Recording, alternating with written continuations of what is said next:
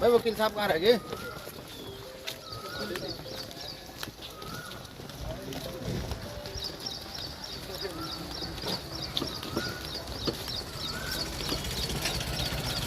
नमस्कार जी।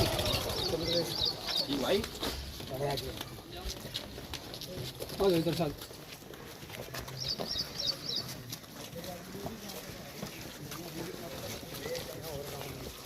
आ जाओ। क्या कर रहा तू? घर चलना दिमाग खराब हो जाए तेरा। तैयारी कर रहे लो भाई जगदीश पाल भाई, क्या मामला है? ओ भाई यार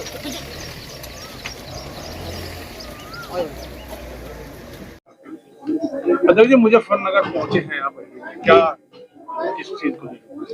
देखिए आज बकरा ईद है और ईद के शुभ अवसर पर पहले तो आपके इस चैनल के माध्यम से सभी देशवासियों को बहुत बहुत बधाई मंगल कामनाएं। मैं आज यहाँ पर आया था क्योंकि देश की परिस्थितियां जो है ना वो अनुकूल नहीं है और जातीय धर्म का बड़ा प्रभाव है, जबकि एक देश जो है वहाँ की जो संवैधानिक व्यवस्था उससे चलना चाहिए। तो सरकार को समझ लीजिए या आवाम को समझ लीजिए, एक संदेश भाईचारे का मैं देने आया था। या जो बकरा ईद पर जो नमाज पढ़ने गए थे तो उधर से लौटते समय उन पर हमने फूलों की बारिश की है और फूल बरसाए हैं और पानी पिलाया है और साथ साथ उनको मुबारकबाद दी है और उन्होंने वादा किया है कि हम अमन चैन के लिए दुआ भी करेंगे और लगातार देश हित में कार्य करते रहेंगे। कल आपके कार्यकर्ता जो जिला प्रभारी बताए जा रहे हैं उनके साथ टोल पे कुछ जी क्या? देखिए मुझे लगता है कि देश के अंदर जो है वो सिर्फ एक राजनीतिक दल के लोग ही काम कर पाएंगे।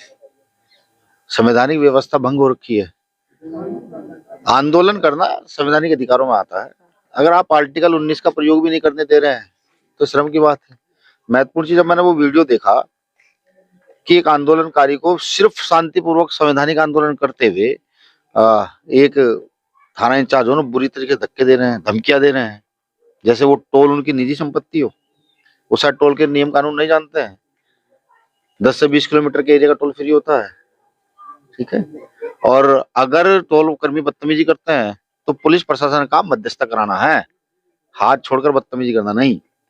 इसके लिए सख्त एक्शन हमारी तरफ से होगा। या तो हमारी कमेटी कल या आज जाकर के एसएसपी से मिलेगी या तो उनके खिलाफ कार्रवाई होगी। अगर कार्रवाई नहीं होती है तो फिर हम लोग आकर एसएसपी कार्यालय बैठेंगे। क्या लगता है इस तरह से जिस तरह से व्यवहार बर्ताव था अधिकारी लोग या प्रशासन पुलिस में निरंकुश?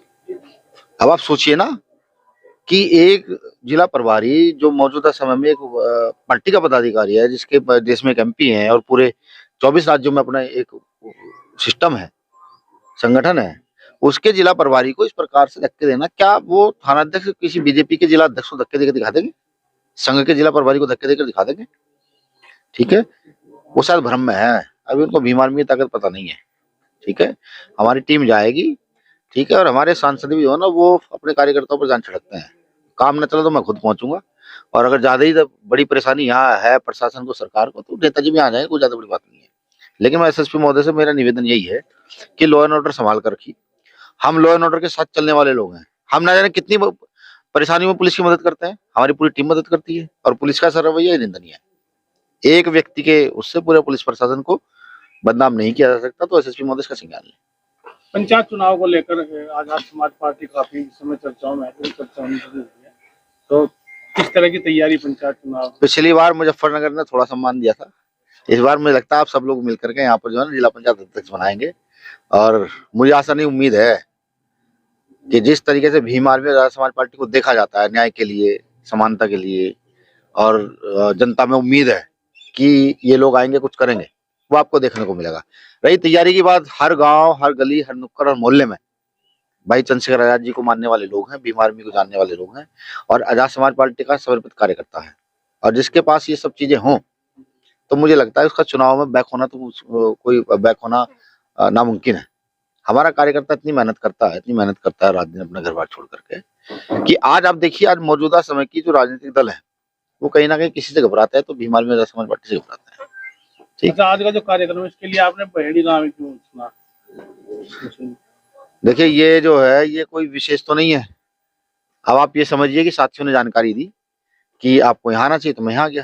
चर्चा है कि आप फुलकाजी विधानसभा से चुनाव लड़ेंगे 2027 का, इसलिए आप यहाँ आए। हाँ देखिए, वैसे तो हमारी पार्टी में लोकतंत्र है, ये हमारी पार्टी के पदाधिकारी तय करते हैं कि हम चुनाव लड़ेंगे नहीं लड़ेंगे, लेकिन चुनाव लड़ना एक संवैधानिक प्रक्रिया है। बाबा साहब अम्बेडकर ये तो देकर गए थे 26 जनवरी 1950 का कोर्ट में आपको बताऊं, जब बाबा साहब अम्बेडकर संविधान सभा में संविधान लागू करा के बाहर निकलते हैं तो उनके साथ के नेता कहते हैं कि डॉक्टर अम्बेडकर आपने जो है अधिकार तो दे दिया है, लेकिन आपके लोगों को हम डरा भी सकते हैं, धमका भी सकते हैं, खरीद भी सकते हैं। तो बाबा साहब ने एक बात कही थी कि देखो ये सब चीजें तो तय होगा, भाई लोग गरीब हैं, कम पढ़े लिखे हैं तो हो सकता है, लेकिन एक बात ध्यान रखना, जिस दिन जो है ये लोग पढ़ लिख लिए और इनको समझ आ गया कि व्यवस्था को कैसे बदलना, तो फौरन बदल देंगे।